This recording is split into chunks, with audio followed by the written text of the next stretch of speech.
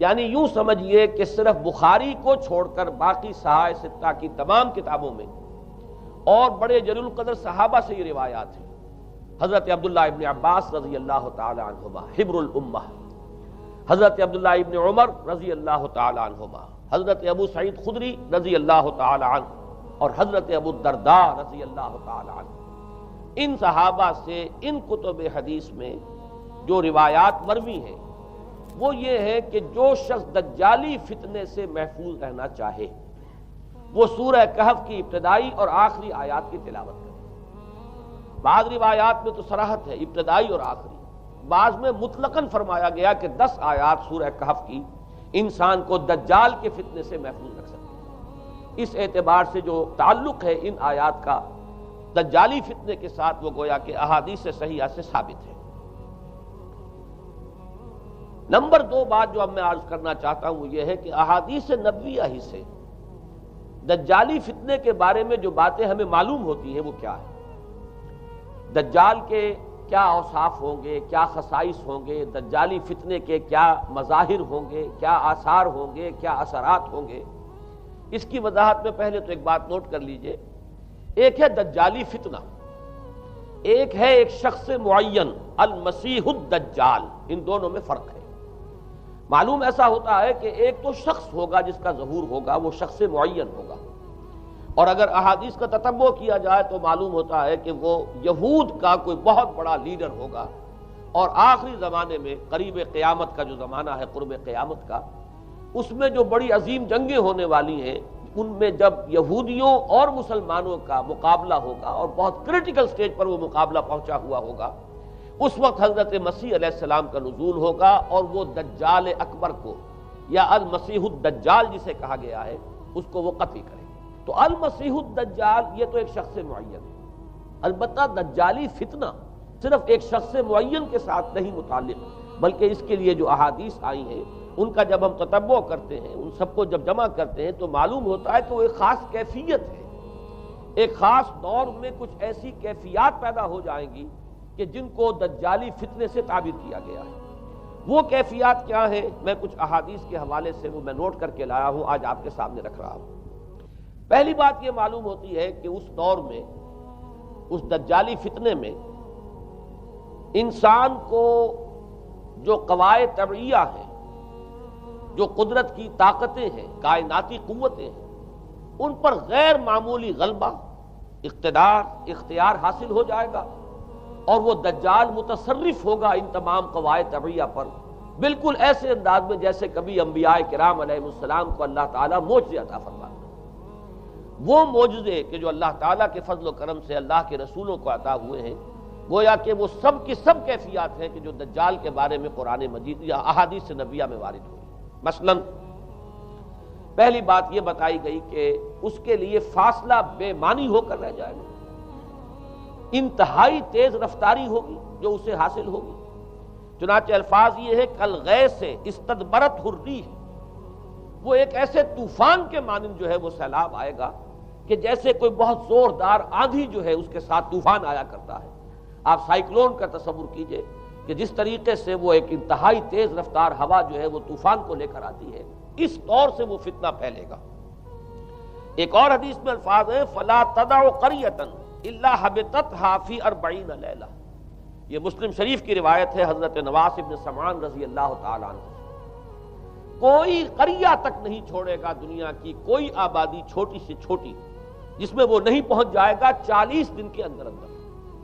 یہ اس کی تیز رفتاری کا عالم ہوگا، گویا کہ میں تعبیر کر رہا ہوں اسے ان الفاظ سے کہ فاصلہ بے معنی ہو کر رہ جائے گا۔ اسی کے ضمن میں بعض اور روایات آئی ہیں۔ سواری جو ہے اس دجال کی اس کو گدھے سے تعبیر کیا گیا ہے، اس لیے کہ ظاہر بات ہے اس دور میں اور کسی شے کا اگر تذکرہ کیا جاتا ہوائی جہاز کا یا راکٹس کا تو وہ تو لوگوں کی سمجھ میں نہ آتا، اور پہلے انہیں ساری سائنس پڑھانی پڑتی تب وہ الفاظ استعمال کرتے، لہذا وہ اس کا خچر، اس کا جس پر سواری ہوتی ہے۔ لیکن اس کی تیز رفتاری کے لیے الفاظ آئے ہیں کہ اس کا ایک قدم اگر مکے میں ہوگا تو دوسرا قدم شام میں جا کر پڑے، اور الفاظ یہ آئے ہیں کہ اس کے دونوں کانوں کے درمیان فاصلہ جو ہے وہ 40 باع کا یعنی 80 ہاتھ کا ہوگا۔ بلکہ حضرت علی رضی اللہ تعالیٰ عنہ کے خطبے میں جو اس کا بیان ہوا ہے کہ اس کا ایک کان جو ہے وہ 30 ہاتھ لمبا کان ہوگا اس کا. ابھی ذرا یہ صرف احادیث آپ سنتے جائیے، پھر اس کے بارے میں ان سب کو جوڑ کر جو ہمیں نتیجہ نکالنا ہے اس پر گفتگو بعد میں ہوگی. اسی طرح آواز کا معاملہ کہ اس کی آواز 4 دانگ عالم میں بیک وقت سنی جائے گی. الفاظ یہ ہے ینادی بصوت لہو یسمع لہو ما بین الخافقین، وہ ایک ایسی آواز کے ساتھ پکارے گا کہ جسے مشرق و مغرب کے مابین رہنے والا ہر شخص سنے گا. اس کی آواز جو ہے گویا کہ وہ تمام فاصلوں کے جو پردے ہیں اس کے لیے وہ حائل نہیں رہیں گے، بلکہ یہ کہ اس کی آواز جو ہے پوری دنیا میں مشرق و مغرب میں بیک وقت سنائی دے گی. تیسری بات معلوم ہوتی ہے کہ علاج معالجہ وہ اس انتہا کو اور عمل جراحی اس انتہا کو پہنچ جائے گا. یہاں وہ الفاظ آئے ہیں جو قرآن مجید میں حضرت مسیح کے معجزات کے لیے آئے. حضرت مسیح کے الفاظ جو ابرئ الاکمہ والابرص، کہ میں مادر ذات اندھے کو اور جو کوڑھ کا مرض تو ان دونوں کو میں ٹھیک کر دیتا ہوں. حضرت مسیح علیہ السلام صرف ہاتھ پھیرتے تھے اور مادر ذات جو نابینا ہے، اندھا، بینائی اس کی آ جاتی تھی، اور کوڑھی جو ہے اس کے جسم پر ہاتھ پھیرتے تھے، اس کا کوڑھ درست ہو جاتا. ابرئ الاکمہ والابرص، وہی الفاظ آئے حدیث میں کہ دجال کو یہ قدرت حاصل ہو جائے گی. نمبر 2 یہ کہ وہ یحیی الموتى، جیسے کہ حضرت مسیح کے الفاظ ہیں وہ احیی الموتى، میں زندہ کرتا ہوں مردے کو. حضرت مسیح فرماتے تھے ایک مردے کو قم باذن اللہ، اور وہ کھڑا ہو جاتا تھا. بالکل اسی طریقے سے دجال کو بھی قدرت حاصل ہو جائے گی کہ وہ مردوں کو زندہ کرے گا. مزید وضاحت ایک حدیث میں یہ ہے کہ وہ ایک شخص کو آری کے ساتھ بیچ میں سے چیرے گا، 2 ٹکڑے کر دے گا، پھر سیدھے گا اور زندہ کر دے گا. معلوم یہ ہوا کہ علاج معالجے کا علم اور دوسرے یہ کہ جراحی کا علم جو ہے وہ اپنی ان بلندیوں کو پہنچے گا کہ اس حد تک انسان کی رسائی ہو جائے گی. چوتھی بات، اس کو زمین اور فضا پر اس قدر غلبہ حاصل ہو جائے گا. الفاظ یہ حدیث کے یامر السماء فتمطر، وہ آسمان کو حکم دے گا بارش برسا اور وہ بارش برسائے گا. والارض فتنبت، اور زمین کو حکم دے گا کہ فصلیں اگا اور وہ اگائے گی. وَيَمُرُّ بِالْخَرْبَةِ فَيَقُولُ لَهَا اُخْرُجِي كُنُوزَكَ، اور وہ کسی ویرانے پر سے گزرے گا اور اسے حکم دے گا، ویران چٹیل میدان، اور حکم دے گا کہ اپنے خزانے نکال. اور فرمایا اس کا نتیجہ یہ نکلے گا فَتَتَّبِعُهُ كُنُوزُهَا، تو اس زمین کے جو خزانے ہیں وہ نکل کے اس کے ساتھ چلنے شروع ہو جائیں گے. زمین پر قدرت، فضا پر قدرت. بارش کا حکم ہوگا وہ بارش ہو جائے گی، آسمان بارش برسائے گا، زمین اپنے خزانے اگل دے گی.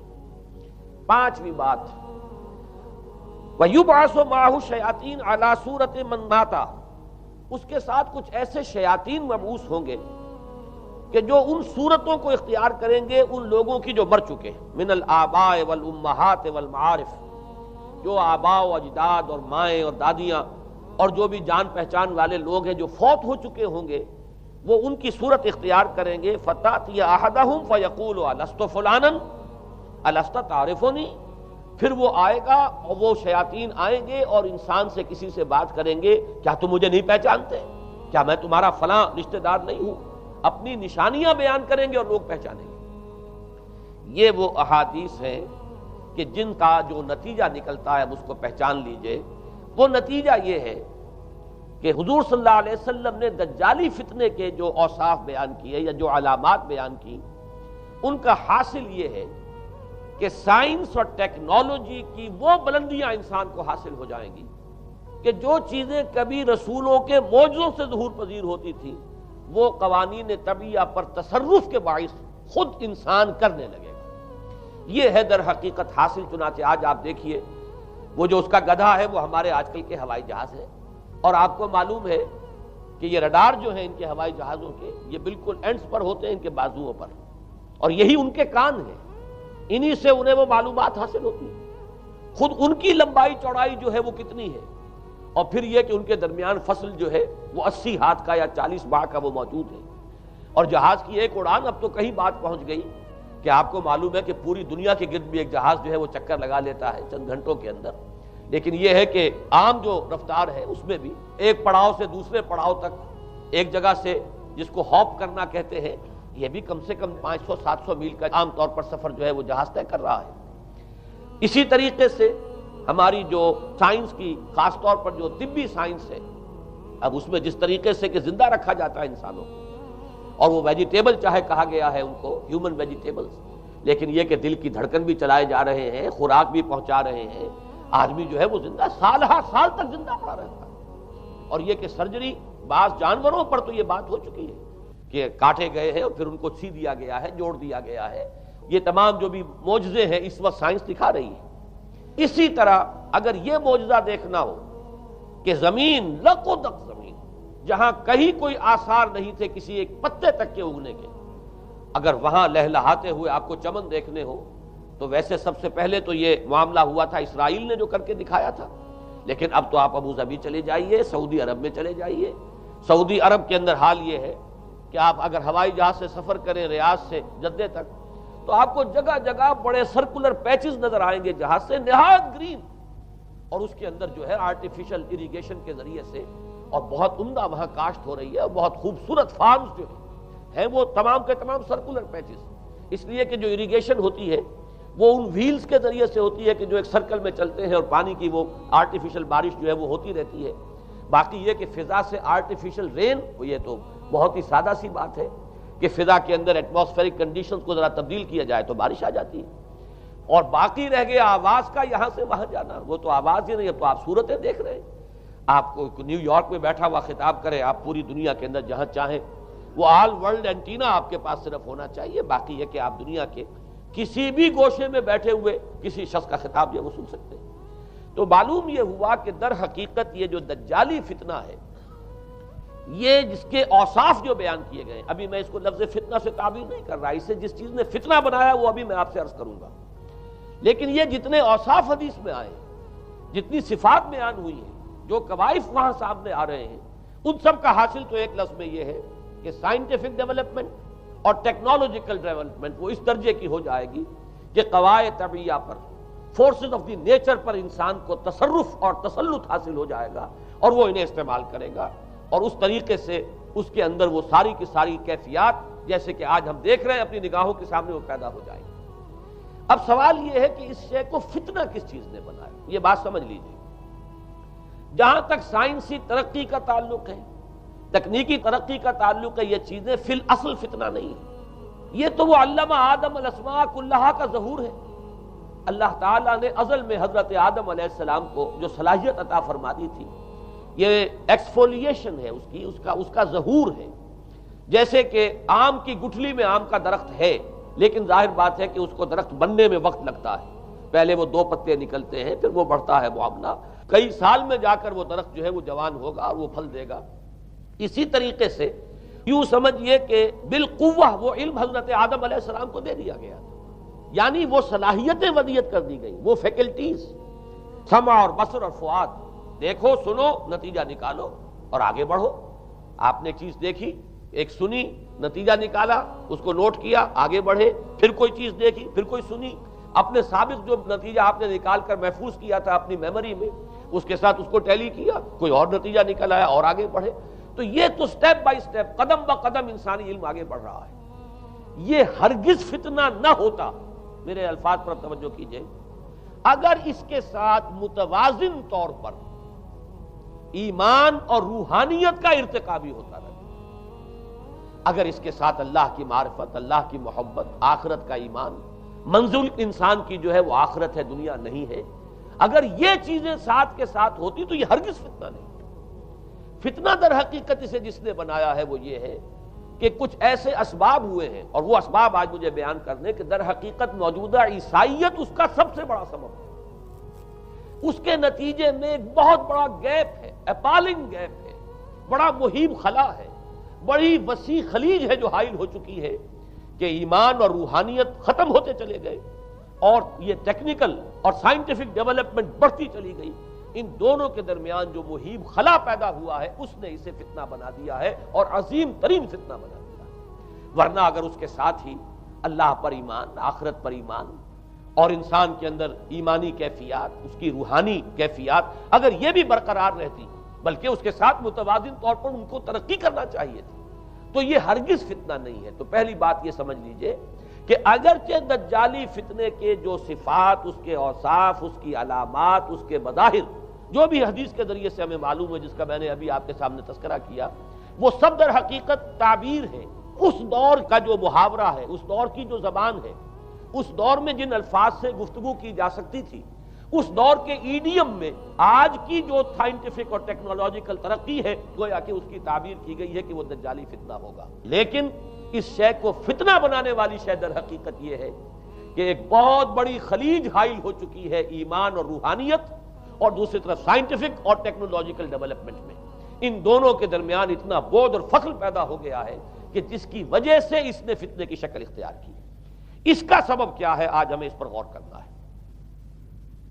دیکھیے حضرت مسیح علیہ السلام کا دین، اور جیسا کہ میں نے عرض کیا ہے سورہ کہف کے پہلے رکوع میں تذکرہ انہی کا ہو رہا ہے، وَيُنذِرَ الَّذِينَ قَالُوا اتَّخَذَ اللَّهُ وَلَدًا مَا لَهُم بِهِ مِنْ عِلْمٍ وَلَا لِآبَائِهِمْ كَبُرَتْ كَلِمَةً تَخْرُجُ مِنْ أَفْوَاهِهِمْ يَقُولُونَ إِلَّا كَذِبًا فَلَعَلَّكَ بَاخِعٌ نَفْسَكَ عَلَىٰ آثَارِهِمْ إِن لَّمْ يُؤْمِنُوا بِهَٰذَا الْحَدِيثِ أَسَفًا۔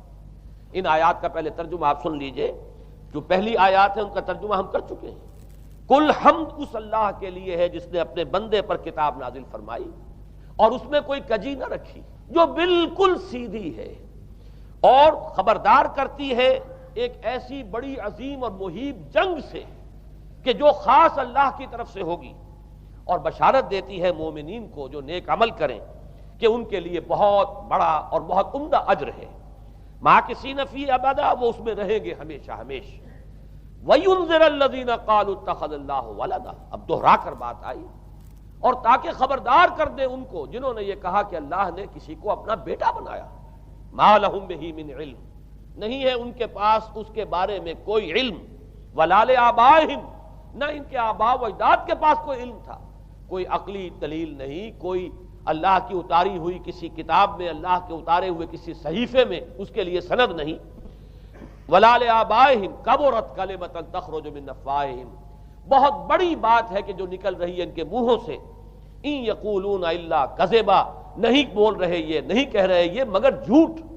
فَلَعَلَّكَ بَاخِعٌ نَفْسَكَ عَلَىٰ آثَارِهِمْ، تو اے نبی صلی اللہ علیہ وسلم شاید کہ آپ اپنے آپ کو ہلاک کر لیں گے ان کے آثار پر۔ یہ آثار کے لفظ کو میں ابھی جو کا تو رکھ رہا ہوں، بعد میں اس کی وضاحت کروں گا۔ ان لم یؤمنوا بهذا الحدیث اسفا، اگر یہ لوگ ایمان نہ لائے اس حدیث پر، یہ حدیث قرآن، اس پر اگر یہ ایمان نہ لائے، جیسے کہ وہاں فرمایا گیا تھا اگر رحمت خداوندی میں داخل ہونا ہے اے بنی اسرائیل تو یہ شاہدرہ ہے رحمت خداوندی کا قرآن حکیم، آؤ اور داخل ہو جاؤ۔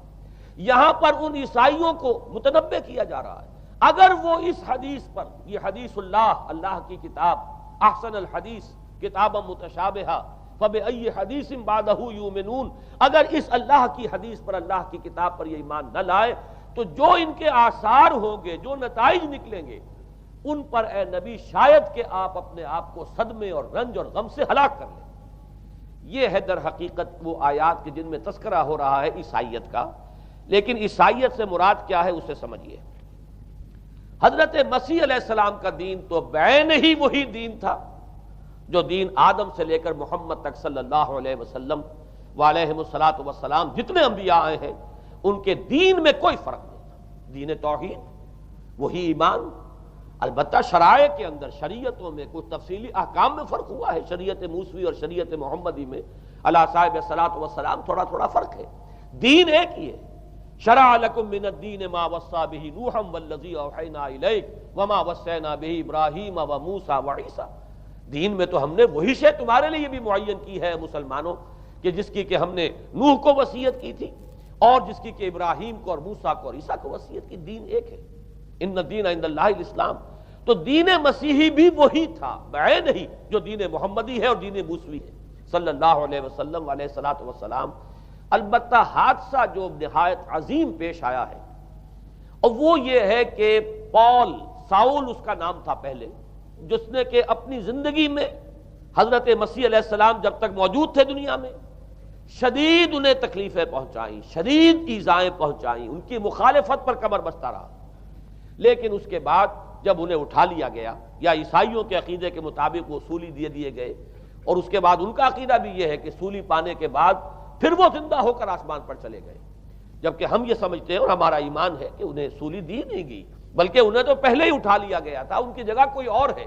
انجیل برنباس نے یہ بات بالکل واضح کر دی کہ در حقیقت وہی حواریین میں سے جس نے کہ غداری کی تھی اور پکڑوایا تھا، مخبری کی تھی، وہی ہے جس کی شکل بنا دی گئی تھی حضرت مسیح علیہ السلام کے جیسی مانند، اور وہ شخص ہے کہ جو سولی چڑھا ہے۔ بہرحال عیسائیت اس وقت کی جو اس کا عقیدہ ہے اور جو ہمارا عقیدہ اور ایمان ہے، ان دونوں کی روح سے حضرت مسیح علیہ السلام آسمان پر اٹھا لیے گئے۔ اس کے بعد اس نے دین مسیحی میں نقب لگانے کے لیے، جو دین مسیح اصل دین اسلام تھا، اس کو کرپٹ کرنے کے لیے، ڈسرپٹ کرنے کے لیے، اس میں نقب لگانے کے لیے اس نے اپنے ایک مکاشفے کا ذکر کیا کہ میں آ رہا تھا سفر میں کہ مجھے حضرت مسیح نظر آئے ہیں آسمانوں میں، اور انہوں نے مجھے کہا ہے کہ اے ساؤل تو مجھے کیوں ستاتا ہے، اور تو اب فلاں جگہ جا اور میرے نام سے نبوت کر۔ اس کے بعد اس نے لبادہ اوڑھا عیسائیت کا، اور اس نے آ کر جس طرح عبداللہ ابن سبا نے محمد الرسول اللہ صلی اللہ علیہ وسلم کے دین میں نقب لگائی، اسی طریقے سے اس شخص نے دین مسیحی میں نقب لگائی۔ فرق یہ ہے کہ دین محمدی صلی اللہ علیہ وسلم، چونکہ یہ آخری دین تھا، اب کوئی اور رسول آنے والا نہیں تھا، اللہ تعالیٰ کی طرف سے اس دین کو، اس شریعت کو ایک پروٹیکشن حاصل ہے، لہذا ایک جزو کی حد تک گمراہی جو ہے پھیل سکی، کل پر محیط نہیں ہوئی۔ لیکن بدقسمتی سے دین مسیحی کے بارے میں یہ ہوا کہ کچھ عرصے تک تو کشمکش رہی ہے۔ اصل دین مسیحی پر بھی جو کاربند لوگ تھے اور جو اس کے اوپر مستقیم رہے، وہ قائم کچھ عرصے تک رہے ہیں، لیکن ہوتے ہوتے تقریباً اس دور تک آ کر جب کہ حضور کی بعثت ہوئی ہے، اصل دین مسیحی کے ماننے والے تقریباً ختم ہو چکے تھے، شاذ لوگ رہ گئے تھے، اور ان میں بھی یہ جرت نہیں تھی کہ اپنے اصل دین کا وہ اظہار کر سکے، بلکہ ہوتے ہوتے ان 600 سالوں کے اندر یہ ہوا کہ وہی پالزم جو ہے در حقیقت اس نے ہی مسیحیت کی شکل اختیار کر لی۔ یہ پالزم جو ہے یہ ہے در حقیقت، یوں سمجھیے کہ ادیان عالم کی تاریخ میں سب سے زیادہ گمراہ کن مذہب، جس کا رد عمل پیدا ہوا ہے یورپ میں، جس نے کہ اس دجالی فتنے کی شکل اختیار کی ہے۔ میں یہ چاہتا ہوں کہ اس کے ضمن میں چند باتیں آج آپ کے سامنے رکھوں۔ پال نے جو دین مسیحی میں یا دین اسلام میں جو صحیح دین ہے اللہ کا، اس میں 3 تبدیلیاں بنیادی کی۔ سب سے پہلا تو وہی جو قرآن کہہ رہا ہے، الذین قالوا اتخذ اللہ ولدا، مسیح کو، حضرت مسیح علی نبینا علیہ الصلوۃ والسلام، انہیں خدا کا بیٹا قرار دیا گیا۔ اور اس میں بھی نوٹ کیجئے، بیٹے کے لیے عربی زبان میں 2 لفظ ہیں، ابن اور ولد۔ ابن کا لفظ ذو معنیین ہے، 2 معنی ہے اس کے۔ ابن بیٹے کو بھی کہتے ہیں، اور ابن کا کوئی معنوی تعلق بھی ہو سکتا ہے، صرف بیٹا نہیں۔ ابن السبیل مسافر کو کہتے ہیں، راستے کا بیٹا، یعنی چونکہ راستے کے ساتھ اس کا ایک تعلق ہے، راستہ چل رہا ہے، وہ تو ابن السبیل ہے۔ ابن الوقت، وقت کا بیٹا، وہ وقت کا بیٹا اس معنی میں نہیں ہے، بلکہ یہ ہے کہ جو ہر وقت جو ہے حالات کے مطابق گرگٹ کی طرح اپنا رنگ بدلتا چلا جائے، چلو تم ادھر کو ہوا ہو جدھر کی، وہ ابن الوقت ہے۔ تو ابن الوقت اسی طریقے سے جو میں نے دوسری مثال دی ہے، ان کو اگر آپ سامنے رکھیں گے تو معلوم یہ ہوا کہ ابن کے تو دونوں معنی ہو سکتے ہیں، لیکن ولد یہ بالکل مخصوص ہے اولاد کے معنی میں۔ ولد یہ تو گویا کہ صلبی اولاد۔ اور عیسائیت وہ ہے مذہب کہ جس نے کہ بدترین شرک کی صورت اختیار کی ہے، اور ان کے ہاں عقیدے میں یہ الفاظ ہیں کہ مسیح اللہ کا، خدا کا صلبی بیٹا ہے، تاکہ کوئی شک نہ رہ جائے کہ کوئی اور نسبت ہے جسے ابن سے تعبیر کیا گیا، کوئی اور تعلق ہے جس کے لیے یہ لفظ اختیار کیا گیا، صلبی کا لفظ استعمال کیا گیا ہے کہ یہ خدا کا صلبی بیٹا ہے۔ اور یوں سمجھیے اب اس کا جو نتیجہ نکلا کہ بیٹا اگر کسی کا ہے تو ظاہر بات ہے کہ وہ ہم جنس ہے، ہم نوع ہے اپنے باپ کا۔ انسان کا بیٹا انسان ہوگا، سید زادہ جو ہے سید کا بیٹا سید ہوگا، مغل کا بیٹا مغل ہوگا، گھوڑے کا بیٹا گھوڑا ہوگا، گدھے کا بیٹا گدھا ہوگا۔ معلوم یہ ہوا کہ بعین ہی جو کچھ باپ ہوتا ہے وہی بیٹا ہوتا ہے۔ لہذا اس لفظ نے در حقیقت شرک کی بدترین صورت اختیار کی کہ بالکل اللہ کے برابر، اللہ کا ہم نوع، گویا کہ بدترین شرک جو ہے شرک فی الذات ہے۔ اور شرک فی الذات کی بدترین صورت یہ ہے کہ جو عیسائیت میں آئی ہے کہ حضرت مسیح علیہ السلام کو اللہ کا صلبی بیٹا قرار دیا گیا۔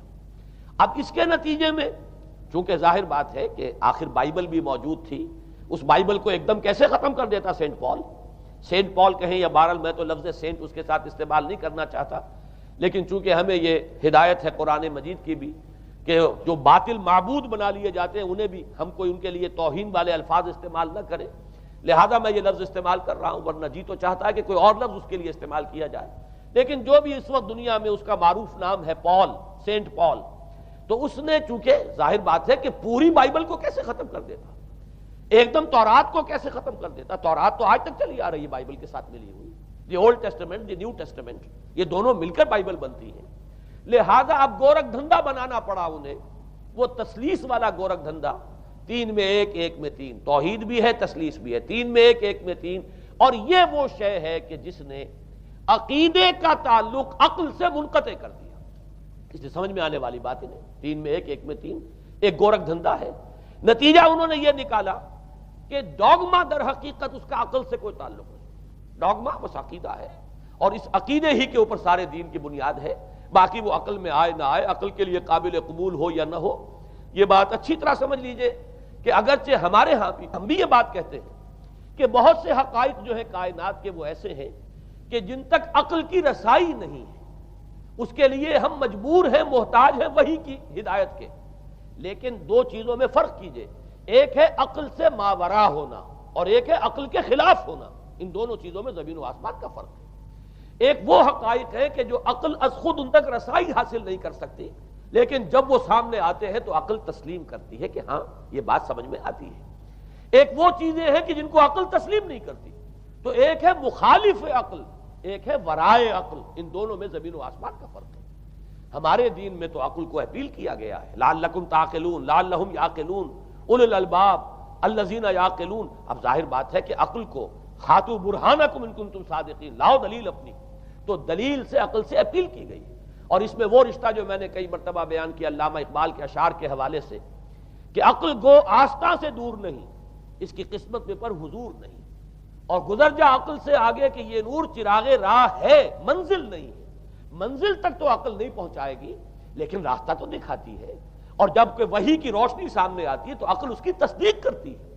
یہ ہے ہمارا موقف اور یہ ہے عقلی معقول موقف۔ لیکن عیسائیت نے، بلکہ کہنا چاہیے پالزم نے، مجھے یہاں پر لفظ عیسائیت اب استعمال کرنا نہیں چاہیے اس لیے کہ حضرت عیسیٰ سے اب اس کی نسبت نہیں رہی، حضرت عیسیٰ سے اس کی نسبت جو ہے یہ مس نومر ہے، یہ غلط نام ہے۔ دی 100 کا مصنف جو ہے ڈاکٹر مائیکل ہارٹ، اس نے یہ بہت بڑی بات کہی، اس نے کہا در حقیقت موجودہ جو عیسائیت ہے اسے پالزم کہنا چاہیے، یہ پالزم ہے، کرسچینٹی نہیں ہے، اس لیے کہ در حقیقت حضرت مسیح علیہ السلام کی تعلیم جب تک وہ دنیا میں تھے وہ یہ نہیں تھی کہ جو پال نے دی۔ البتہ اس نے پال کو بہت بڑا شخص مانا، اس میں کوئی شک نہیں، اس لیے کہ اس نے تاریخ کے ایک دھارے کا جو ہے وہ رخ موڑ دیا ہے، اللہ تعالیٰ کے صحیح دین کو گویا کہ قلع قمع کر کے ایک نیا دین اس طریقے سے پھیلایا ہے کہ آج بھی شاید دنیا میں کثیر ترین تعداد عیسائیت ہی کے نام لیواؤں کی ہے، واللہ عالم، یا شاید گوتم بدھ کے ماننے والوں کی ہے۔ بہرحال یہ کہ بہت بڑی تعداد میں آج حضرت مسیح علیہ السلام کی طرف جو منسوب ہے غلط طور پر دین، اس کے نام لیوا دنیا میں ہے۔ اس اعتبار سے وہ یقیناً اس کا تو حق رکھتا ہے کہ اس کا نام بھی اس کتاب میں آئے کہ جس نے تاریخ کے اوپر اثرات اپنے پیدا کیے۔ اور حضرت مسیح علیہ السلام جب تک دنیا میں تھے، عیسائیت کی حقیقت بنی اسرائیل یا یہودیت کے ایک فرقے سے زیادہ نہیں تھی، ڈیٹیچ نہیں ہوا تھا یہ دین حضرت موسیٰ علیہ السلام کے دین سے، لیکن یہ کہ پال نے اسے بالکل ایک مستقل بذات ایک جدا گانا دین کی شکل دے دی ہے، تو یہ پالزم ہے۔ پالزم نے در حقیقت سب سے پہلا کام یہ کیا کہ عقل سے بالکل تعلق منقطع کر دیا۔ عقیدہ ڈوگما، ڈوگما جو ہے وہ خلاف عقل، جو بات عقل میں آئے نہ آئے بس ماننی ہے۔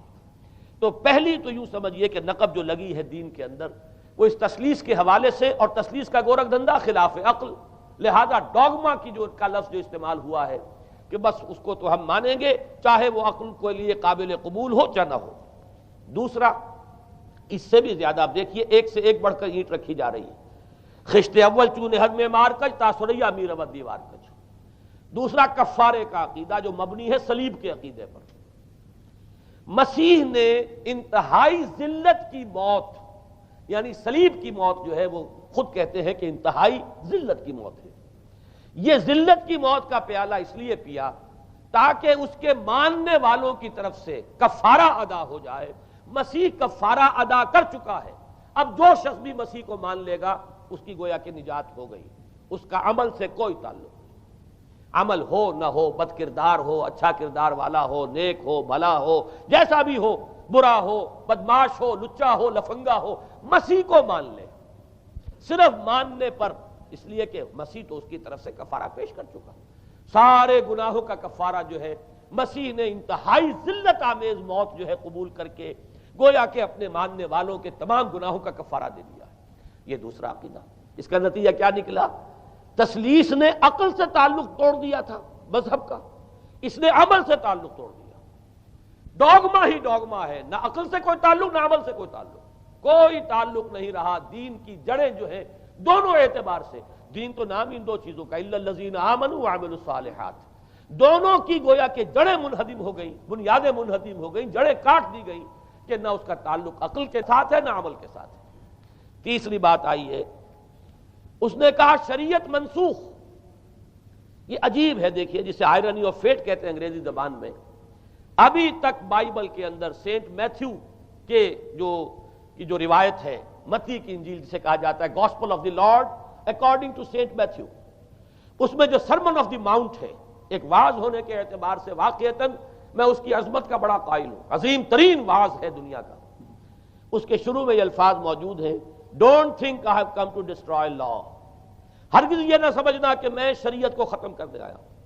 وہ یہ کہہ کر گئے تھے کہ شریعت موسوی تم پر لاگو رہے گی، عائد رہے گی، لیکن پال نے تیسرا نقب لگایا، شریعت ساقط کر دی۔ اس کی ضرورت کیوں محسوس ہوئی یہ بھی سمجھ لیجئے۔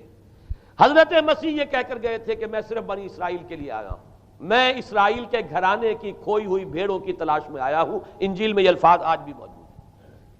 حضرت مسیح نے اپنے حواریین کو جب بھیجا ہے کہ اب جاؤ تبلیغ کرو میری طرف سے، اس کی ہدایتوں میں ایک ہدایت یہ بھی ہے کہ تمہیں صرف اسرائیلیوں تک تبلیغ کرنی ہے، باہر نہیں، میں صرف اسرائیلیوں کی طرف رسول بنا کر بھیجا گیا ہوں۔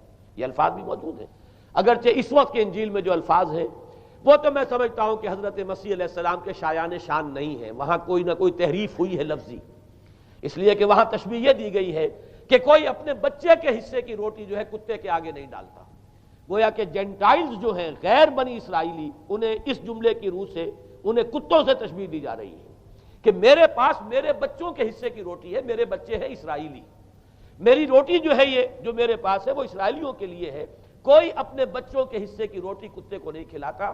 یہ جملہ تو میں سمجھتا ہوں حضرت مسیح کا نہیں ہو سکتا، لیکن یہ ہدایت کہ تمہیں تبلیغ صرف اسرائیلیوں میں کرنی ہے، یہ قرآن مجید کی روح سے ثابت ہے، اس لیے کہ قرآن بھی یہ کہتا ہے کہ رسولاً الی بنی اسرائیل، حضرت مسیح علیہ السلام رسول بنا کر بھیجے گئے تھے بنی اسرائیل کی طرف، اس لیے کہ وہ یوں سمجھیے کہ جسے ہمارے ہاں عام اصطلاحات میں علماء کہا کرتے ہیں تاج و تخت ختم نبوت، وہ تاج و تخت ختم نبوت تو ابھی منتظر تھا محمد الرسول اللہ صلی اللہ علیہ وسلم کی آمد کا، کہ وہی آئیں گے تو انہی کی بعثت ہوگی پوری نوع انسانی کی طرف۔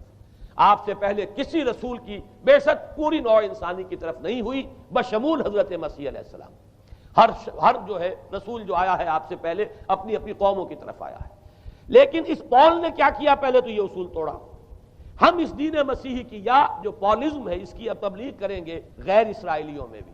وہاں انہیں دقت پیش آئی، شریعت موسوی بڑی بھاری شریعت ہے، اب وہ بھاری شریعت جو ہے اس کو قبول کرنا تو لوگوں کے لیے آسان نہیں ہے۔ انہوں نے یہ کیا کہ یہ شریعت تم پر ساقط، شریعت کا بوجھ تم پر نہیں، برڈن آف لا یہ تمہارے لیے نہیں ہے۔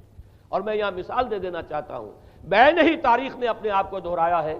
عبداللہ ابن سبا نے جو فتنہ شروع کیا تھا ہمارے ہاں، ہماری تاریخ میں جو اس کے اثرات پھر پیدا ہوئے ہیں، ان میں سے ایک جو ہے وہ شکل وہ اسماعیلیت والی ہے، کہ اسماعیلیت نے بھی بین ہی یہی شکل اختیار کی ہے۔ ہندوستان میں آ کر جب اسماعیلی داعیوں نے جب تبلیغ کی ہے تو شریعت ساقط کر دی۔ آج آپ کو جو اسماعیلی ملیں گے ان کے ہاں کوئی شریعت نہیں ہے، کوئی نماز نہیں، مسجد ان کی ہوتی نہیں، جماعت خانہ ہوتا ہے، وہ کلب گھر ہے، آتے ہیں جمع ہوتے ہیں، کھانا کھاتے ہیں، اللہ اللہ خیر صلی اللہ کو باتیں چیتیں کرتے ہیں، ان کے اوپر شریعت ہے ہی نہیں، نہ روزہ ہے نہ نماز ہے۔ اور بین ہی وہی جو اختیارات میں ابھی آپ کو بتاؤں گا کہ جو پوپ کے ہیں وہی ان کے امام حاضر کے اختیارات ہیں۔ بہرحال تیسری نقب جو میں نے عرض کیا آپ سے وہ یہ تھی کہ شریعت منسوخ، اس کا نتیجہ کیا نکلا؟ اب دیکھیے ذرا غور کیجئے، ایک بہت بڑا خلا پیدا ہو گیا، وہ خلا کون پر کرے گا؟ شریعت کے بارے میں سارے اختیارات اب پوپ کو حاصل تھے۔ وہ جس چیز کو چاہے حلال کر دے، جس چیز کو چاہے حرام کر دے، جس چیز کو چاہے قرار دے دے کہ یہ ممنوع ہے، جس چیز کی چاہے اجازت دے دے۔ اس لیے کہ اب شریعت تو رہی نہیں، خلا ہے، اس میں سوالات تو پیدا ہوں گے، یہ کام کیا جائے یا نہ کیا جائے، کون کرے گا؟ تو جب شریعت ختم ہوئی تو سارا اختیار پوپ کے ہاتھ میں آ گیا ہے۔ یہ میں بعد میں ذرا اور تفصیل سے بتاؤں گا کہ کیسے کیسے اختیارات پھر مذہبی طبقے کے ہاتھ میں آئے ہیں۔ اس کے نتیجے میں تاریخ انسانی میں ورسٹ فارم آف تھیوکریسی پیدا ہوئی۔ تھیوکریسی کسے کہتے ہیں؟ جو آج کی اصطلاح میں گالی ہے، تھیوکریسی۔ قائد اعظم کے جملے آپ نے کئی پڑھے ہوں گے، اسلام میں کوئی تھیوکریسی نہیں، مذہبی طبقے کی حکومت نہیں اسلام میں، اور 100% درست ہے۔ تھیوکریسی کہتے ہیں ایک مذہبی حلقے کی، مذہبی طبقے کی حکومت، اس کے ہاتھ میں اختیارات آ جائے۔ اور قرآن مجید میں اسی وجہ سے ان کے اوپر الزام لگایا گیا، اتخذوا احبارهم ورهبانهم اربابا من دون اللہ، انہوں نے اپنے علماء اور صوفیوں کو اللہ کے سوا اپنے معبود بنا لیا۔ حضرت عدی ابن حاتم رضی اللہ تعالیٰ عنہ جب ایمان لائے، یہ حاتم طائی جو مشہور ہے سخاوت میں، ان کے بیٹے ہیں، قبیلہ طے سے ان کا تعلق ہے، حاتم طائی تو طے سے ہے، ان کے بیٹے عدی ہیں، یہ عیسائی تھے۔ یہ جب ایمان لائے اور پھر انہوں نے قرآن پڑھا تو انہیں ایک اشکال ہوا کہ قرآن مجید میں تو ہم پر الزام لگایا گیا ہے کہ اتخذوا احبارهم ورهبانهم اربابا من دون اللہ۔ تو عرض کیا، انہوں نے ڈرتے ڈرتے عرض کیا ہوگا حضور کی خدمت میں کہ حضور یہ بات تو کچھ درست نہیں معلوم ہوتی، ہم نے تو کبھی اپنے علماء اور رہبان کو خدا نہیں سمجھا۔ وہ اس مغالطے میں تھے کہ جب تک سجدہ نہ کیا جائے شاید خدا نہیں مانا گیا۔ حضور نے پوچھا کیا ایسا نہیں ہے کہ جس چیز کو وہ حلال کہہ دیں تم حلال مان لیتے ہو، جس چیز کو حرام کہتے ہیں حرام مان لیتے ہو؟ جی ہاں یہ تو ہے، یہی تو فرمایا اربابا من دون اللہ ہے۔ تحلیل و تحریم کا اختیار صرف اللہ کے ہاتھ میں، یا اللہ کے نمائندے کی حیثیت سے اس کے رسول کے پاس ہے جس کو وحی آتی ہے، اس کے بعد کسی کو اختیار نہیں ہے۔ اجتہاد کر سکتا ہے لیکن اجتہاد کے لیے دلیل دینی ہوگی، نص سے، کتاب اللہ سے کوئی دلیل لاؤ، سنت رسول اللہ سے کوئی دلیل لاؤ، استنباط کرو، عقل سے بات کرو۔ لیکن یہ ہے کہ تحلیل و تحریم یہ خدائی اختیار ہے، اللہ کے ہاتھ میں اس کا اختیار ہے، اور اللہ کے نمائندے کی حیثیت سے زیادہ یہ اللہ کے رسولوں کے ہاتھ میں اختیار آتا ہے، اس کے علاوہ کسی کے لیے نہیں۔ کسی اور کے لیے یہ مان لیا گیا تبھی تو ان کو خدا بنا لیا گیا۔ اسی معنی میں آج کی جمہوریت جو ہے وہ بدترین شرک ہے کہ یہاں یہ تسلیم کیا جاتا ہے کہ ساورنٹی جو ہے وہ عوام کی ہے، ساورنٹی آف دی پیپل۔ کیا معنی ہے؟ کہ عوام کے نمائندے جو چاہیں قانون بنا دیں، جس چیز کو چاہیں حلال ٹھہرائیں، جس چیز کو چاہیں حرام ٹھہرائیں۔ ان کے پاس حلت و حرمت کے جو پورے اختیارات ہیں ان کے پاس آ گئے۔ یہی تو خدائی مقام ہے، خدا کا مقام دے دیا گیا، اس سے بڑا شرک کیا ہوگا؟ در حقیقت حاکمیت غیر اللہ اس دور کا سب سے بڑا شرک ہے۔ تو وہاں یہ حق جو ہے دے دیا گیا علماء کے ایک طبقے کو، پوپ کو۔ تو گویا کہ تاریخ انسانی کی بدترین تھیوکریسی، بدترین مذہبی استبدادی حکومت قائم ہوئی ہے یورپ میں۔ اس کے حوالے سے میں کچھ تاریخی حوالے بھی اب آپ کے سامنے رکھ دوں۔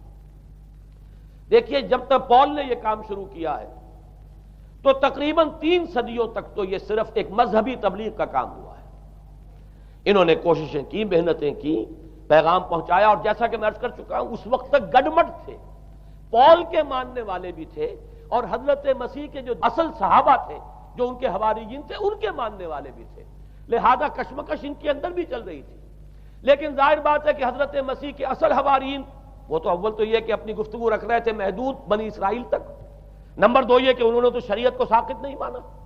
جنگل کی آگ کی طرح جو مسیحیت پھیلی ہے وہ پالزم والی مسیحیت ہے، اس لیے کہ اس میں تو کوئی شریعت کا کوئی بوجھ نہیں، کوئی حلال نہیں، کوئی حرام نہیں، کوئی نماز نہیں، کوئی روزہ نہیں، لہذا یہ تیزی کے ساتھ پھیلی ہے۔ اور 300 برس تک تو ایک کشمکش جو ہے جاری رہی، انہوں نے تبلیغیں کی، مصائب جھیلے، کشمکش اندر بھی چلی باہر بھی چلی۔ لیکن اس کے بعد قیصر روم کانسٹنٹائن، قسطنطین جسے کہتے ہیں، جس کا یہ قسطنطنیہ ہے، کانسٹنٹائن، اس نے یہ محسوس کیا بالکل اکبر کی طرح، جیسے اکبر نے محسوس کیا تھا کہ میری مملکت کے اندر یہ مذہبی تصادم جو ہے یہ سب سے بڑی یوں سمجھیے کہ انسٹیبلٹی کا سبب ہے، لہذا ان تمام مذہبوں کو ایک ہاون دستے میں ڈال کے کوٹ پیس کر ایک بناؤ۔ وہ جو دین اکبری یا دین الہی جو اس نے کیا تھا اس سیاسی مصلحت کی وجہ سے کہ یہ ہندو مسلم تصادم اور دوسرے مذاہب کا ٹکراؤ جو ہے وہ ہندوستان کو ایک سیاسی وحدت اور ایک اپنی سیاسی عظمت کی طرف پیش قدمی کرنے کا جو راستہ ہے اختیار کرنے سے روکتا ہے، لہذا یہ کام کیا جائے۔ یہی قسطنطین نے کیا۔ اس نے جب دیکھا بڑی کشمکش چل رہی ہے، اس نے خود عیسائیت اختیار کر لی۔ عیسائیت کون سی اختیار کی؟ پالزم والی۔ ظاہر بات ہے اس کے لیے بھی اصل عیسائیت اختیار کرنا جو ہے مشکل تھا، پالزم والی۔ اور اس کے بعد یہ اب اسٹیٹ کی جو مشینری تھی، جو طاقت تھا، جو دباؤ تھا، اس کے حوالے سے اب یہ مسیحیت جو ہے پورے رومن امپائر کے اندر اب یہ بڑی تیزی کے ساتھ، جس کو کہنا چاہیے، اس کا ایک نظام قائم ہوا، اور جو مذہبی طبقہ تھا اس کا اقتدار مستحکم ہو گیا۔ اس کے باوجود 200 برس اور گزرے۔ یونان چونکہ بہت بڑا مرکز تھا علم کا، فلسفے کا، سائنس کا، حکمت کا، آپ کو معلوم ہے یہ تمام ارسطو ہو، افلاطون ہو، یہ سب یونان کے ہیں، ارشمیدس ہو، یہ تمام کے تمام جو بھی ہے، تو سائنس اور فلسفہ دونوں اس کا گہوارہ یونان تھا۔ یونانی حکما اعتراض کرتے تھے، لہذا سن 529 اس کو نوٹ کر لیجئے۔ جسٹینین ایک قیصر تھا، اب قسطنطین کے 200 برس بعد، اس نے اپنی پوری مملکت میں فلسفہ اور سائنس کی تعلیم حرام قرار دے دی۔ کوئی نہ فلسفہ پڑھ سکے گا نہ سائنس، جو فلسفہ پڑھے گا اس کو مرتد قرار دے دیا جائے گا اور زندہ آگ میں جلا دیا جائے گا۔ انکوزیشن کورٹس قائم ہوئی، وہ صرف مذہبی عدالتیں اس لیے قائم ہوتی تھی کہ جس کے بارے میں معلوم ہو جائے کہ یہ فلسفہ پڑھتا ہے یا یہ سائنس پڑھتا ہے، اس لیے کہ فلسفہ اور سائنس دونوں جڑ کاٹتے ہیں اس ڈوگما کی۔ وہ ڈوگما جو پالزم والا ڈوگما ہے، اس کی جڑ کھودنے والی ہیں دونوں چیزیں، اور چونکہ وہ دونوں عقل کو اپیل کرتی ہیں، یہ ڈوگما عقل کے متضاد ہے، لہذا مذہب کا تحفظ اسی طرح ہو سکتا ہے کہ اب ان دونوں کو بالکل ممنوع قرار دے دیا جائے۔ یوں سمجھیے کہ تقریباً 1000 برس تک یورپ میں، چونکہ سب سے بڑی امپائر یہی تھی، یورپ میں فلسفہ اور حکمت اور یہ سائنس کی تعلیم ممنوع رہی۔ یہ ہے در حقیقت سب سے پہلا کام جو جسٹینین نے کیا 529 میں۔ اس کے بعد آگے چل کر پوپ کا جو اقتدار ہے وہ اتنا زبردست بنا ہے، پوپ کو اختیار حاصل ہو گیا، جس چیز کو چاہے وہ قانون کا درجہ دے دے، اس لیے کہ شریعت تو ہے نہیں، خلا پوپ کون کرے گا؟ پوپ کو کرے گا۔ پوپ کو اختیار حاصل ہو گیا، وہ جس کے گناہ چاہے معاف کر دے۔ اب دیکھیے اگرچہ ویسے تو گناہ پہلے ہی معاف ہو گئے کہ جس نے مسیح کو مان لیا گناہ تو معاف ہو گئے اگلے پچھلے سب، لیکن یہ کہ پھر بھی ایک خلش رہ جاتی ہے انسان کے دل میں، چونکہ ایک اخلاقی حص انسان کے اندر اللہ نے پیدا کی ہوئی ہے۔ جب کوئی شخص کرتا ہے، کوئی بدکاری کرتا ہے، کوئی چوری کرتا ہے، ڈاکہ ڈالتا ہے، تو وہ جو ایک کانشنس ہے، وہ جو پرک کرتا ہے، اس کو بھی ختم کرنے کے لیے اگر پوپ یا کارڈینل یا اس کے کسی نمائندے کے سامنے جا کر اعتراف گناہ کر لو اور کچھ اس کی مٹھی گرم کرو، کچھ ہدیہ پیش کرو، تو توبہ نامہ، معافی نامہ تمہیں دے دیا جائے گا، اور وہ جو چیز ہے وہ تمہارے لیے سند ہے کہ کوئی تم سے باز پرس تمہارے گناہ کی نہیں ہو سکے۔ پھر ان کی قیمتیں تھیں، ان کے لیے بڑی بڑی جو ہے ہدیے مقرر کیے گئے تھے۔ تیسری چیز، بائبل کا اول تو یہ کہ مفہوم جو ہے وہ کوئی سند نہیں ہے، اس لیے کہ بائبل ہانٹ کر رہی تھی نا، اولڈ ٹیسٹمنٹ بھی ہے، یہ حضرت مسیح کی یہ 4 انجیلیں بھی ہیں، یہ تعلیم کچھ اور ہے، لہذا بائبل جو ہے وہ سند نہیں ہے، سند پوپ کا جو ہے فرمان وہ سند ہے۔ بائبل کی شرح کرنے کی، بائبل کی طرف سے کوئی دلیل لانے کی کسی کو کوئی حق حاصل نہیں۔ یہ جبر تھا، یہ تشدد تھا یورپ میں، یہ وہ دور تھا جب کہ اسلام پھیل رہا تھا۔ میں نے اسی لیے آپ سے کہا تھا، نوٹ کرایا آپ کو، 529 میں جسٹینین کا یہ فرمان ہے، 571 میں حضور کی ولادت ہو رہی ہے، وہی صدی ہے، اور 630 کے آس پاس، بلکہ 629 کے آس پاس سلطنت روما کے ساتھ مسلمانوں کا ٹکراؤ شروع ہوا ہے۔ تو یہ تاریخی ان کو ریلیشن جو ہے ذہن میں رکھیے۔ جس وقت مسلمان آئے اور 200-300 برس جو ان کے عروج کے ہیں، اس وقت آپ کو معلوم ہے کہ تقریباً 6 صدیاں ہو چکی تھی کہ یورپ بالکل جس کو کہا جاتا ہے ڈارک ایجز، انتہائی تاریکی، مذہبی جبر اور استبداد، اس کے سوا کچھ نہیں، اور وہ ملاؤں کی حکومت جسے آپ کہیں گے، جسے آج کل کی اصطلاح میں کہا جائے گا، وہ جس کو چاہے جو چاہے صدا دے دے، پوپ کو اختیار حاصل ہے۔ کسی کے بارے میں ذرا جیسے بعض اوقات خبریں سچی ہیں یا جھوٹی، لیکن میں مثال دے رہا ہوں جیسے خبریں آتی رہی ہیں ایران کے بارے میں کہ کہیں اگر معلوم ہو گیا ہے تو پاسداران انقلاب پہنچے اور سمری ٹرائل اور فوراً ختم کیا آدمی کو۔ اس قسم سے انکوزیشن رپورٹس جو ہیں وہ کورٹس وہاں قائم ہوئی، اور یوں سمجھیے کہ لاکھوں افراد تحت کیے گئے، زندہ جلائے گئے۔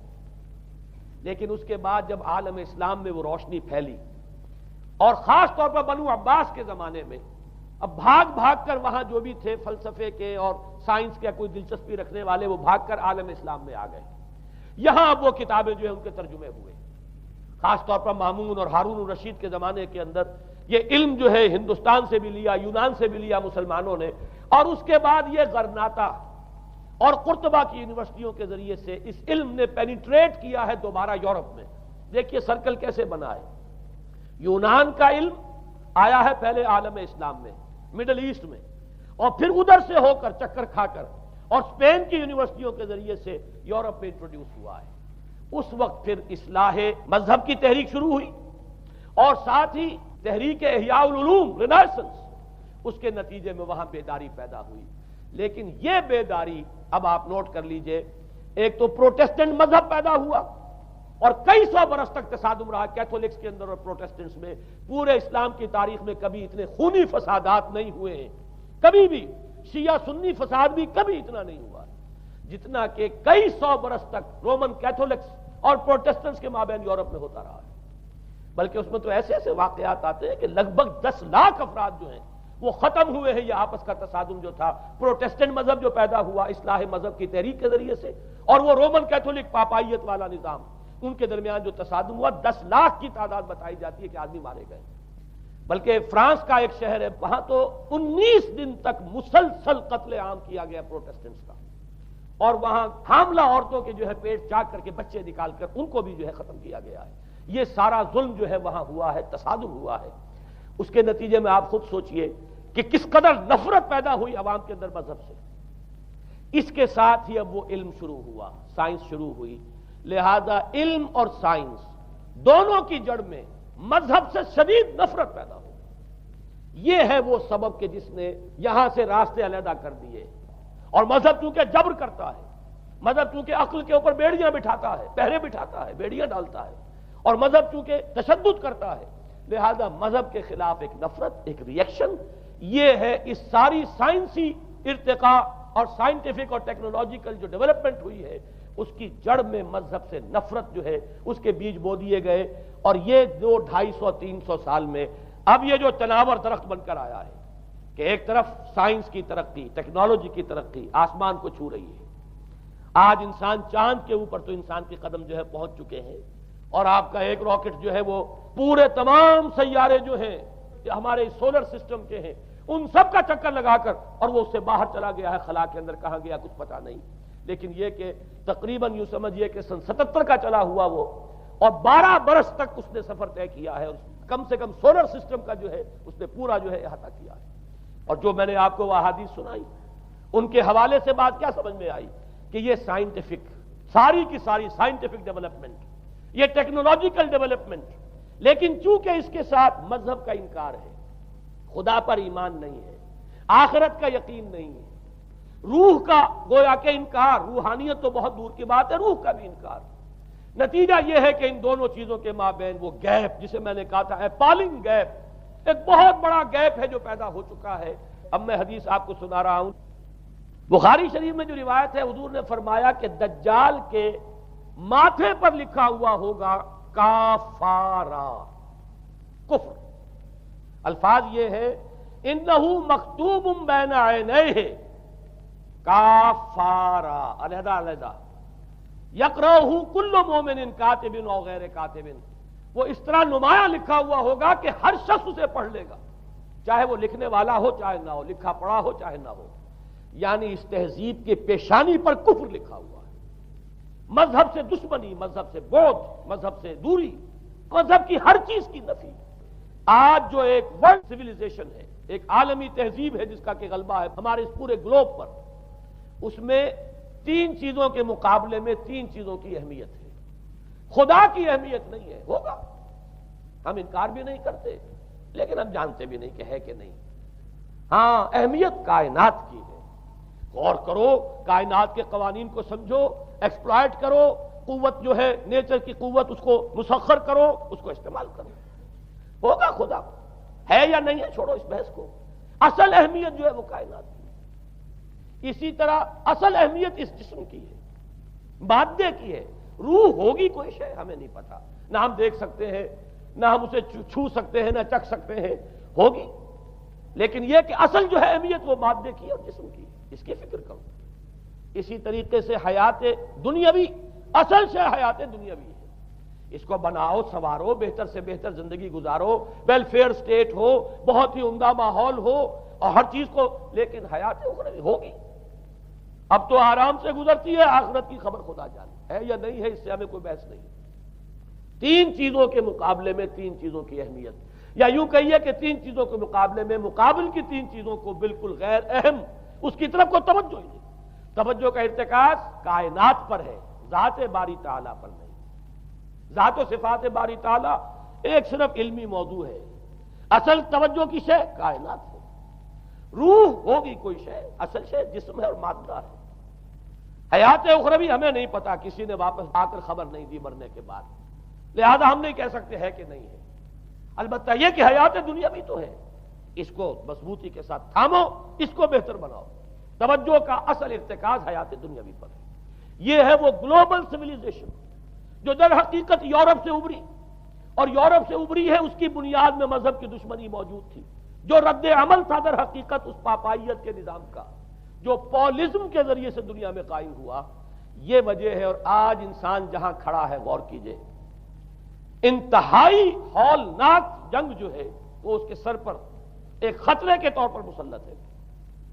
دو جنگیں اس ایک صدی میں ایسی ہو چکی ہیں جنہیں اپنے ورلڈ وار 1 اور ورلڈ وار 2 اتنے بڑے پیمانے پر قتل و غارت دنیا میں پہلے کبھی نہیں ہوئی، اس لیے کہ پہلے فوجوں کی جنگیں ہوتی تھی، آبادیوں پر جا کر کہیں کوئی قتل عام ہو گیا، ورنہ یہ کہ قبضہ لیا، پہلے وہ کسی اور کی ریت تھے، اب کسی اور کی ریت ہو گئے۔ آیا بابر آیا، اس نے پانی پت کے میدان کے اندر ابراہیم لودھی کو شکست دے دی، دلی میں آ کر اس نے کسی کا خون نہیں بہایا، بس وہ آ کے تخت پر قابض ہو گئے۔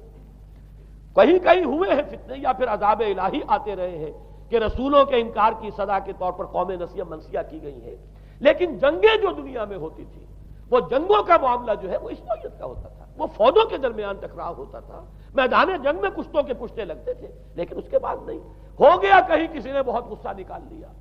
لیکن اس صدی میں اب جو جنگیں ہوئی ہیں اس سے تو ملک کے ملک تہس نہس ہوئے ہیں، آبادیاں ختم ہوئی ہیں، اور جو تیسری جنگ ہوگی یہ جان لیجئے، آخر انسان کب تک اسے ٹالے گا؟ رشیا کے بارے میں یہ سمجھنا کہ وہ پیچھے ہٹ گیا ہے، پشپائی اختیار کر لی، اس نے بہت بڑی حماقت ہے۔ وہ در حقیقت اب ڈپلومیسی کی راہ سے سپریمیسی چاہتا ہے، لہذا تصادم تو ہو کر رہنا۔ مولانا مناظر حسن گیلانی رحمۃ اللہ علیہ کے خیالات جو ہیں وہ مجھے اس سورہ کہف کے ابتدائی آیات کے ضمن میں مجھے ان سے اتفاق ہے، اور بہت سی چیزیں ان سے ماخوذ ہیں۔ اسی طریقے سے جو حدیث اب میں آپ کو بتا رہا ہوں، میرے سامنے اس کا متن نہیں ہے، مولانا حامد میاں رحمۃ اللہ علیہ انہوں نے مجھے یہ بتایا تھا کہ جو میں نے جمع کیے ہیں حالات و واقعات، قیامت سے پہلے جو حالات و واقعات پیش آنے والے ہیں، جن کی پیشین گوئی احادیث میں ہیں، ان سے معلوم ہوتا ہے کہ ایک بہت بڑی خوفناک جنگ ہو، اتنی بڑی خوفناک جنگ، اور ان کے الفاظ یہ ہے کہ اس میں دونوں فریق جو ہوں گے ان میں بڑی تعداد عیسائیوں کی ہوگی، ادھر بھی ادھر بھی، ایک طرف البتہ عیسائیوں کے ساتھ مسلمان بھی ہوں گے، یہودی بھی ہوں گے، اور دوسری طرف خالص عیسائی طاقت ہوگی، اور ان کے درمیان اتنی خوفناک جنگ ہوگی۔ الفاظ ان کے یہ ہیں اس حدیث کے جو انہوں نے مجھے بتائے کہ ایک پرندہ سینکڑوں میل تک پرواز کرے گا اور اسے سوائے لاشوں کے اور کچھ نظر نہیں۔ آپ تصور کیجئے اگر ایٹمک وار ہو جاتی ہے تو یہی ہوگا، تہس نہس ہو جائے گا، وہاں ختم ہو کر رہ جائے گی۔ اور یہ چیز جو ہے یہ بہرحال یہ جتنا کچھ پائل اپ کیا گیا ہے، یہ ڈسٹرکٹیو فورس، سائنس کی یوں سمجھیے کہ معراج اب یہی ہے۔ اب تو سٹار وارز کی باتیں ہو رہی ہے کہ صرف زمین پر نہیں، باہر بھی یہ جنگیں ہمیں لڑنی پڑیں گی، لیکن یہ کہ اس کا کیا حال ہوگا۔ امریکہ میں ایک پکچر تیار کی گئی تھی، دی ڈے آفٹر غالباً اس کا نام ہے، اس میں ایک نقشہ دکھایا گیا ہے اس قدر ہولناک کہ یہ 100 اور اونچی منزلہ عمارتیں جو ہے یہ ایسے جیسے کہ کچے گھروندے ہوتے ہیں، ایسے وہ پگھل کر رہ جائیں گی، اور یوں سمجھیے کہ انسان جو ان کے اندر ہوں گے، ایک ایک منزل کے اندر، ایک ایک ایسی 100 منزلہ عمارت کے اندر ہزاروں آدمی ہوتے ہیں، جیسے کہ کوئی ایسی کالونی ہو کوئی ان کی چیونٹیوں کی، اور اس پوری کالونی کو آپ اپنے پاؤں سے مسل دیں، ایسے انسانوں کا اگر وہ جنگ ہو جاتی جس کا نقشہ کھینچا گیا ہے۔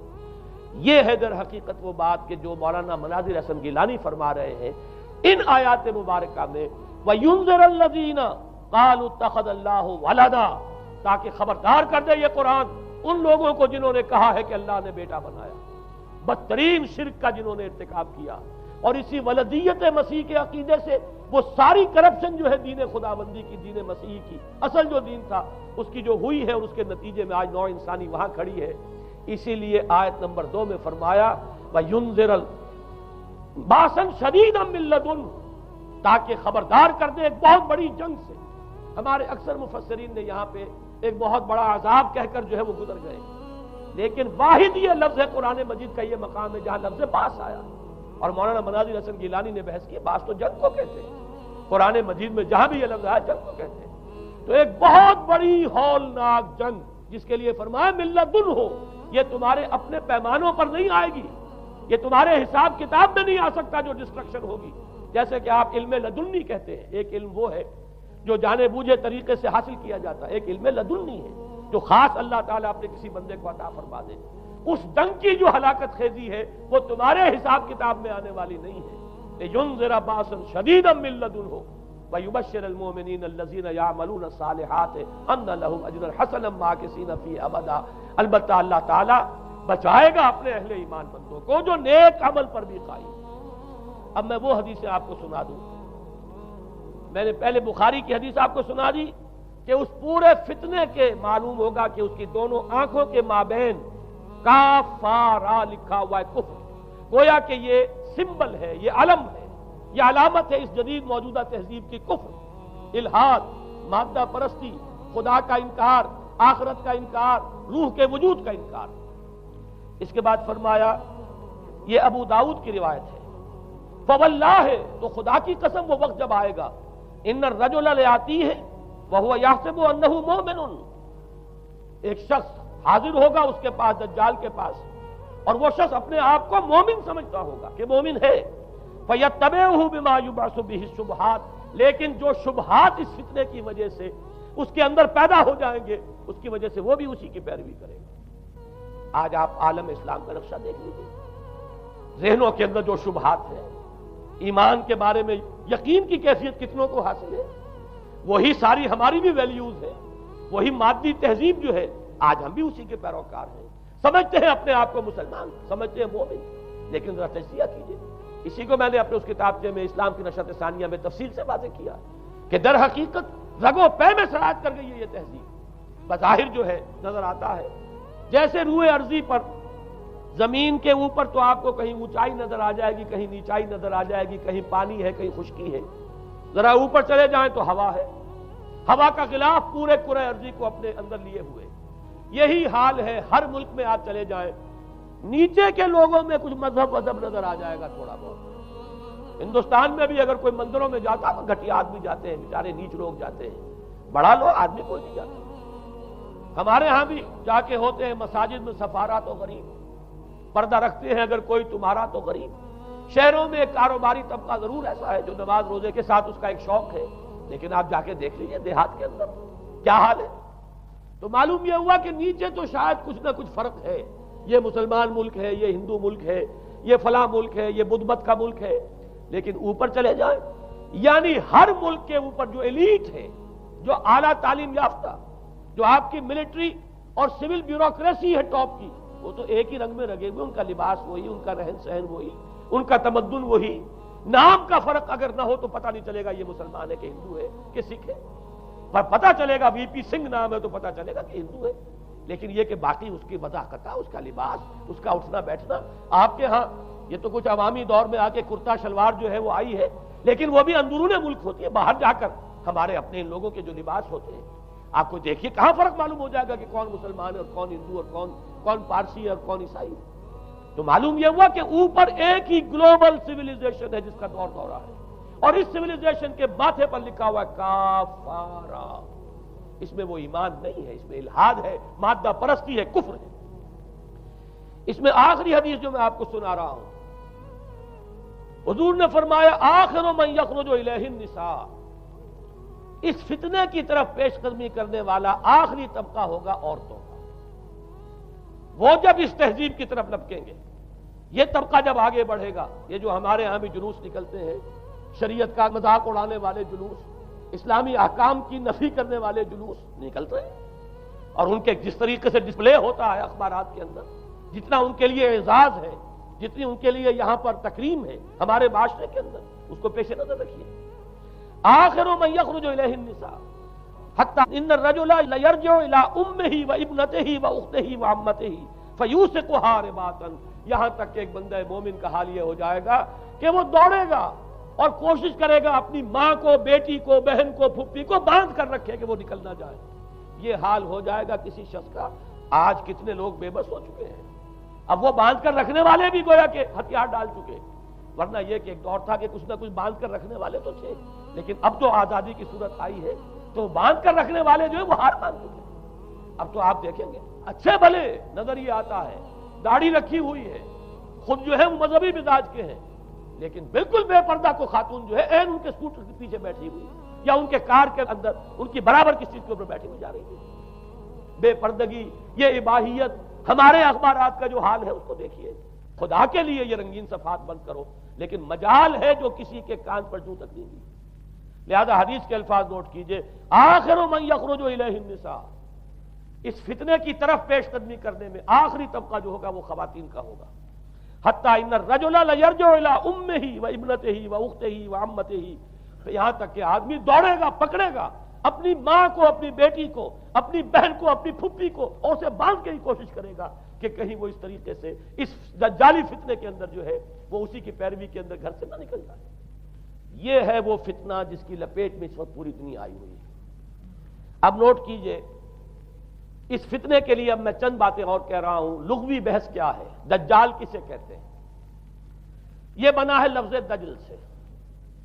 دجل اور فریب یہ ہماری زبان میں بھی مستعمل، دجل و فریب، دھوکہ دینے والی شے، ملمہ، حقیقت کچھ ہو اوپر کچھ اور پردہ ڈال دیا گیا، یہ دجل ہے۔ گندم نمائی جو فروشی دجل ہے، فریب ہے۔ اسی کے لیے دوسرا لفظ عربی زبان کا جو قرآن میں کثرت سے آیا وہ غرور ہے، دھوکہ۔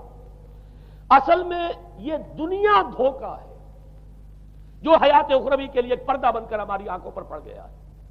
میں وہ آیات اب آپ کو جلدی سے سنا رہا ہوں۔ فرمایا وَمَا الْحَيَاةُ الدُّنْيَا إِلَّا مَتَاعُ الْغُرُورِ، سورہ آل عمران میں بھی آیت آئی، سورہ حدید میں بھی۔ لوگوں سن لو، یہ دنیا کی زندگی سوائے دھوکے کو کچھ نہیں۔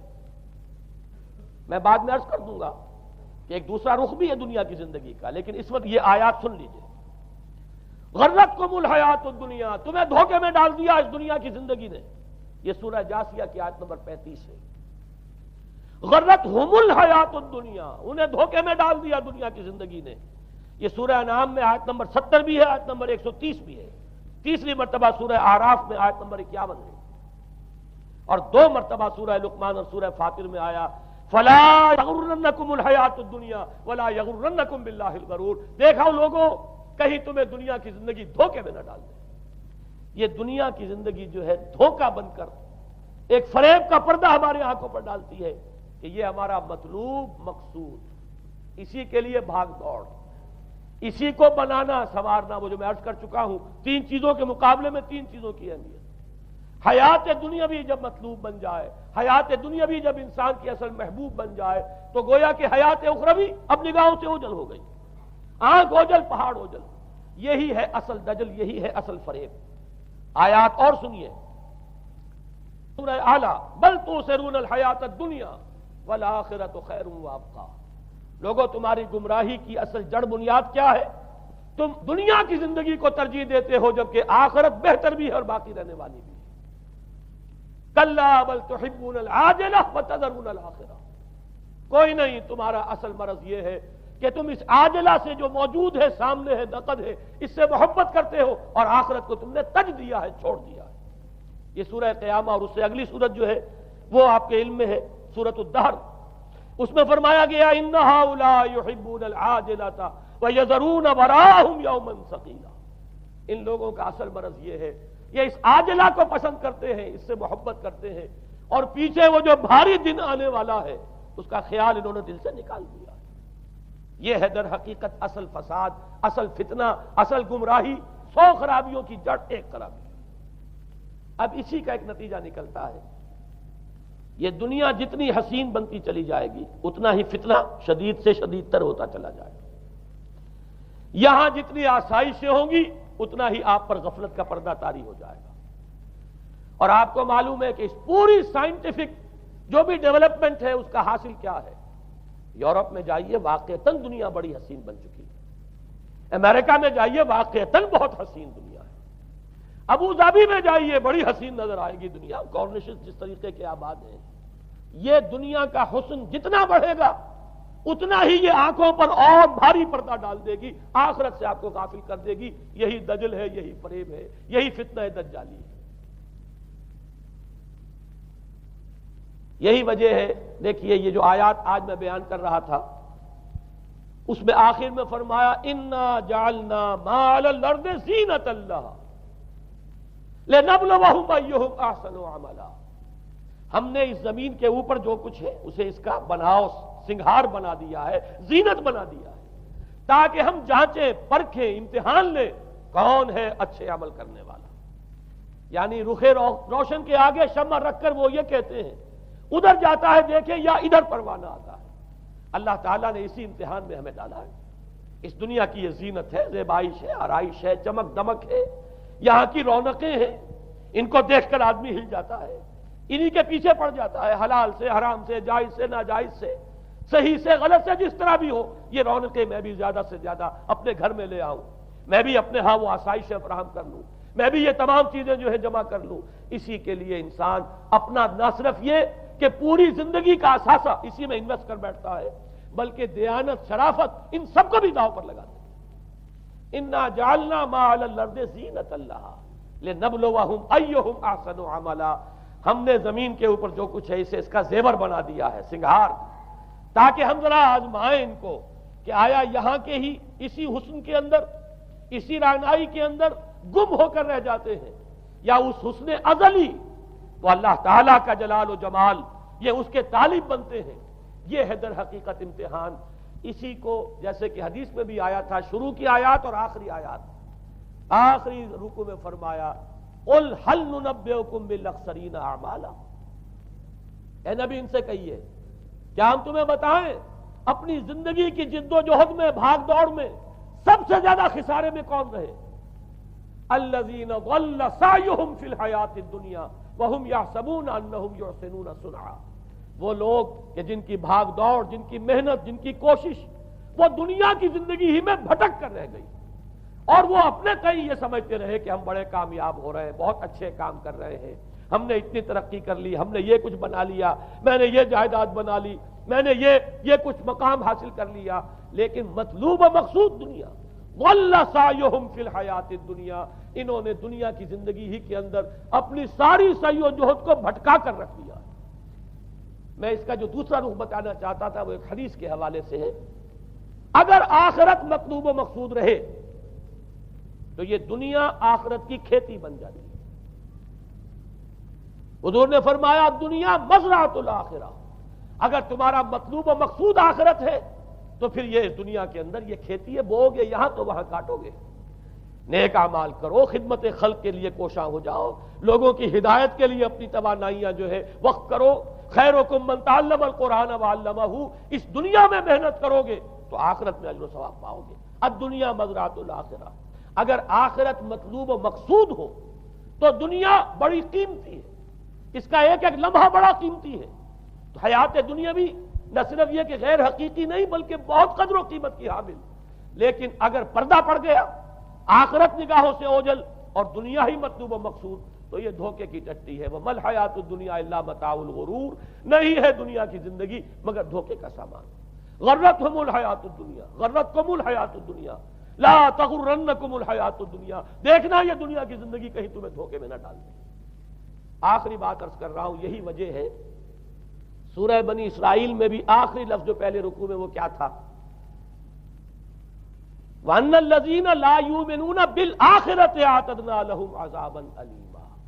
اور وہ لوگ، نوٹ کر لیجئے وہ آیات، إِنَّ هَذَا الْقُرْآنَ يَهْدِي لِلَّتِي هِيَ أَقْوَمُ وَيُبَشِّرُ الْمُؤْمِنِينَ الَّذِينَ يَعْمَلُونَ الصَّالِحَاتِ أَنَّ لَهُمْ أَجْرًا كَبِيرًا وَأَنَّ الَّذِينَ لَا يُؤْمِنُونَ بِالْآخِرَةِ أَعْتَدْنَا لَهُمْ عَذَابًا أَلِيمًا۔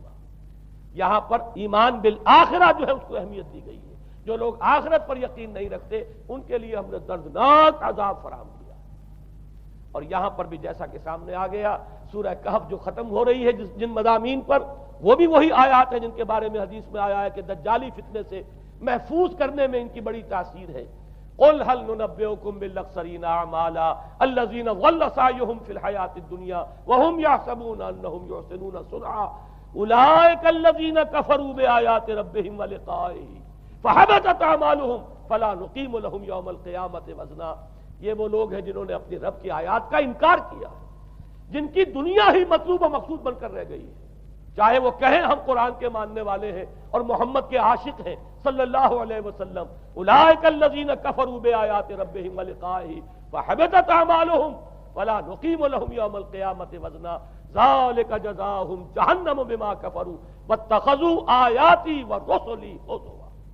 یہ وہ لوگ ہیں کہ جنہوں نے ہمارے رسولوں اور ہماری آیات کا ٹھٹھا اڑایا ہے، اس لیے کہ رسول کہہ رہے ہیں اصل منزل آخرت کی ہے، تم بنائے ہوئے دنیا کو مطلوب و مقصود، تو لاکھ زبان سے عشق رسول کے دعوے کرو، اپنے عمل سے در حقیقت رسول کی تکذیب کر رہے ہیں۔ اللہ تعالی ہمیں ان سے محفوظ رکھے اور اصل حقیقت ہماری نگاہوں پر منکشف ہو، اور یہ دنیا ہماری نگاہوں پر پردہ نہ پڑ کر رہ جائے، آخرت سے اور اللہ سے ہمیں محجوب نہ کر دے، اس لیے کہ یہی اصل دجالی فتنہ ہے، اور ان سے بچنے کے لیے محمد الرسول اللہ صلی اللہ علیہ وسلم کے فرمان کے مطابق سورہ کہف میں نے کچھ ابتدائی اور آخری آیات کا صرف حوالہ دے دیا ہے، لیکن یہ کہ اس کے مضامین میں درمیان میں بھی کچھ چیزیں ہیں، اب میں اس طرح ایک ایک لفظ کے حوالے سے تو آئندہ ان کا تذکرہ نہیں کر سکوں گا، لیکن یہ ہے کہ میں موٹے موٹے مضامین انشاءاللہ سورہ کہف میں اس موضوع سے متعلق آئیں بیان کروں گا۔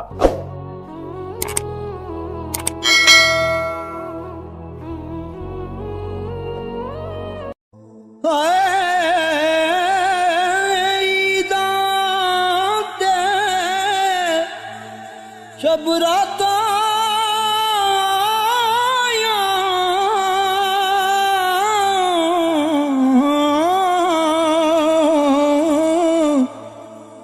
سب لوگ گران آئے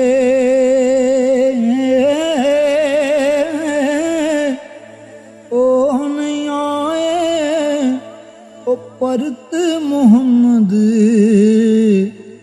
جو آپ ہتھیں دفنا